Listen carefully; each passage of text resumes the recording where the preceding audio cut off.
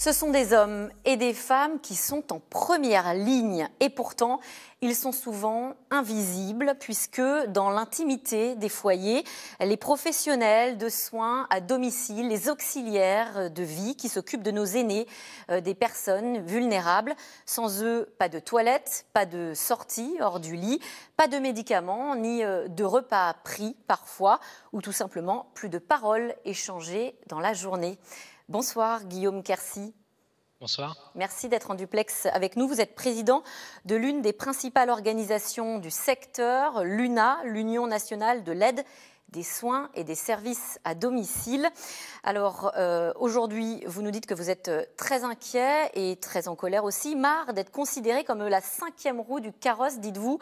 Olivier Quercy, dans quelles conditions travaillent ces professionnels du care, comme on dit en bon franglais maintenant ?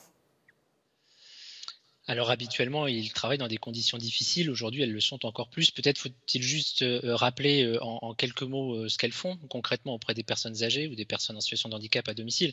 Elles les aident à se lever le matin, elles les aident pour la toilette, elles les aident à se nourrir, à prendre leurs médicaments, à se déplacer, alors aujourd'hui dans l'appartement. Et puis, elles les aident aussi dans l'interaction sociale qu'elles ont avec elles, à rompre un isolement, à parfois entretenir des capacités cognitives dont on sait qu'elles peuvent être entamées auprès des personnes âgées. Donc elles ont ce rôle-là au quotidien et aujourd'hui elles le font dans le contexte du Covid, dans un contexte où on nous demande de la distanciation sociale. Autant dire que tous les gestes que je viens de décrire se prêtent mal à la distanciation sociale. On ne peut pas lever quelqu'un à 1 mètre de distance, de même qu'on ne peut pas l'aider dans son alimentation à 1 mètre de distance. Donc il y a tout un enjeu autour des équipements de protection que les aides à domicile doivent pouvoir avoir pour pouvoir intervenir auprès de ces publics prioritaires. Cinquième roue du carrosse, oui, alors peut-être on devrait dire 7 ou 8e, parce que j'entends que les hôpitaux sont la cinquième roue du carrosse, que la médecine de ville est la 6e, que les EHPAD sont la 7e et le domicile, c'est encore la roue d'après, quoi, voilà. Cette semaine est une semaine décisive. Vous dites, on va savoir si on peut continuer dans ces conditions que vous venez de décrire ou si la digue peut céder. Quel est votre rôle justement dans la chaîne auprès des hôpitaux ? Ouais, c'est un point extrêmement important quand on parle de la digue du domicile, c'est parce que si je reprenais une sémantique hospitalière, on parle de l'amont et de l'aval, vous savez, et finalement en amont, on essaye de faire en sorte qu'il y ait le moins de personnes âgées possible qui aient besoin de se rendre à l'hôpital. Donc ça, c'est un premier rôle. Et puis le second, c'est qu'aujourd'hui, les hôpitaux ont besoin de libérer énormément de lits, et c'est ce qu'ils ont fait au cours des 2 dernières semaines, de manière spectaculaire d'ailleurs, ce qui veut dire que beaucoup de gens malades, alors pas forcément du Covid, aussi d'autres types de pathologies, sont renvoyés à domicile dans un contexte un peu plus difficile qu'il ne l'aurait été en temps normal. Et donc là aussi, il faut que les services d'aide à domicile puissent être présents pour aider ces personnes chez elles lorsqu'elles ne sont plus en situation d'avoir la capacité à elles seules de réaliser les actes essentiels que j'évoquais tout à l'heure, encore une fois, se lever, etc. Et ça, c'est votre rôle aujourd'hui, celui que relèvent les aides et les auxiliaires de vie à domicile. Alors, vous disiez vous-même, la distanciation sociale, elle est quasiment impossible dans le soin qu'on apporte auprès des personnes les plus fragiles chez elles.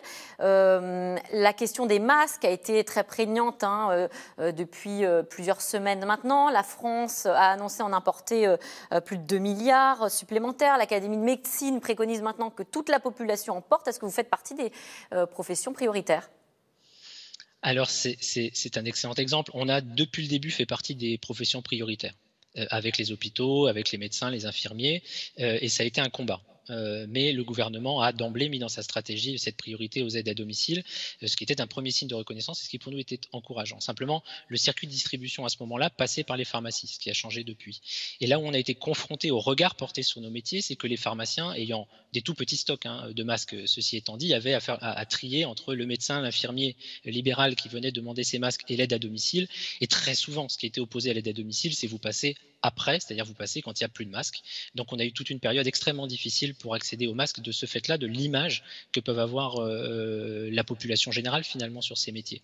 On l'a eu aussi pour la garde d'enfants dans les écoles. C'est pareil, les personnels qui interviennent auprès de personnes fragiles à domicile étaient prioritaires, comme les soignants.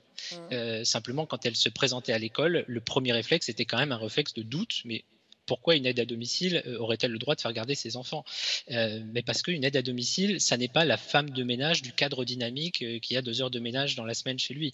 Là, on parle de personnes qui, encore une fois, interviennent auprès de publics fragiles, personnes âgées ou en situation de handicap, et qui ont besoin de continuer leurs interventions et donc de pouvoir faire garder leurs enfants en ce moment à l'école. Alors, en attendant d'avoir suffisamment de masques, même si j'entends qu'aujourd'hui, c'est de mieux en mieux, est-ce que vous avez une organisation particulière? Comment est-ce qu'on s'adapte? C'est le système D, j'imagine? C'est la grande force du secteur de l'aide à domicile, c'est que son métier, c'est de toute façon la résilience permanente. Quand vous intervenez dans l'intimité des gens, votre boulot, c'est de l'adaptation permanente. Donc face à la crise, il y a eu aussi de l'adaptation permanente, extrêmement difficile. Pour le matériel, ça consistait en quoi? Alors d'une part, à aller courir un peu partout pour essayer d'en trouver localement. L'entreprise d'à côté, la collectivité territoriale, etc.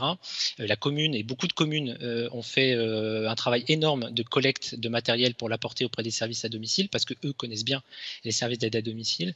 Et donc, de cette manière-là, on n'a plus qu'à un cas an essayer de combler les manques de matériel. Alors, avec des perspectives, j'ai un stock à 24 heures, j'ai un stock à 48 heures, j'ai un stock à 72 heures, et évidemment de manière très hétérogène sur les territoires. Donc ça a été une première vague d'adaptation. On court un peu tous azimuts pour récupérer le matériel. Et puis, on a vu ici ou là des professionnels tenter le système D total, c'est-à-dire, j'ai pas de masque, j'essaye de m'en confectionner un. Il y avait des tutos sur Internet, sortis de tel ou tel endroit, plus ou moins fiables. Et donc chacun a essayé de trouver sa solution en quelque sorte.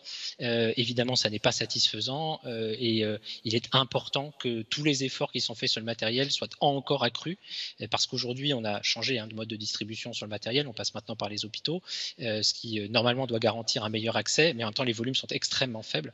Et donc derrière, ça oblige, compte tenu du faible nombre de masques, à réduire le volume d'intervention aux cas les plus prioritaires. Alors justement, vous êtes obligé de sélectionner finalement les personnes auprès desquelles vous allez vous rendre? En tout cas, nos professionnels connaissent bien chacune des situations, évidemment. À la fois les intervenants à domicile et puis les directeurs de services connaissent bien les personnes auprès desquelles ils vont. Donc, ils savent dans quelle situation il y a un isolement total de la personne qui ne permet pas qu'on arrête l'intervention, de situations où la famille peut prendre le relais. C'est d'ailleurs parfois la famille elle-même qui a pu demander à prendre le relais des professionnels.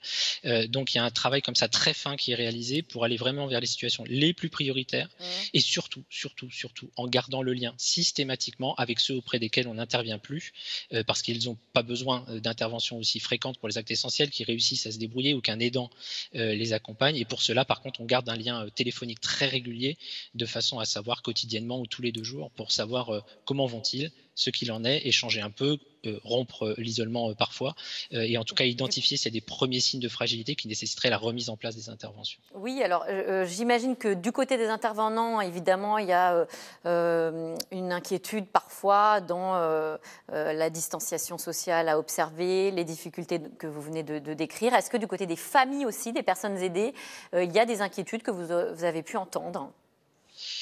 Bien sûr, je crois que comme on l'entend dans les hôpitaux, comme on le voit dans les EHPAD, tout le monde est inquiet, c'est-à-dire que c'est normal. Chacun a soit de l'anxiété, soit voire de l'angoisse à se dire: est-ce que je vais moi-même être contaminé? Quelles en seront les conséquences? Est-ce que vous avez procédé à des formations? On a entendu dire qu'il y avait des lacunes aussi de certains auxiliaires de vie qui ne se lavaient pas les mains, etc.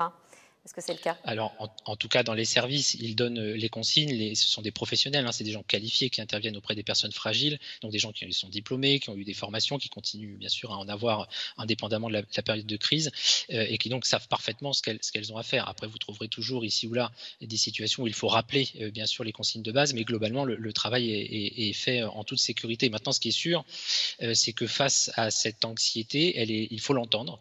Elle est vraie des professionnels, elle est vraie des familles, elle est vraie des usagers. Et donc, il faut que tout le monde joue le jeu de la protection, à la fois en ayant les matériels nécessaires et puis effectivement mettre en place les gestes indispensables. Mais encore une fois, c'est au cœur de leur métier. Quand on fait des toilettes tous les jours, je peux vous assurer que les mesures barrières, les gestes qu'il faut avoir pour préserver l'hygiène et pour la personne et pour soi, on les connaît. Eh bien, merci. Merci Guillaume Quercy d'avoir répondu à nos questions. Je rappelle que vous êtes président de l'Union nationale de l'aide, des soins et des services à domicile. Tout de suite, c'est dans l'air avec Caroline Roux, une émission consacrée aux effets du confinement. Malgré un relâchement des Français ce week-end, des signaux positifs, la situation semble doucement se stabiliser. Ce n'est pas forcément le cas en Angleterre et aux États-Unis. L'émission, c'est dans l'air, c'est tout de suite.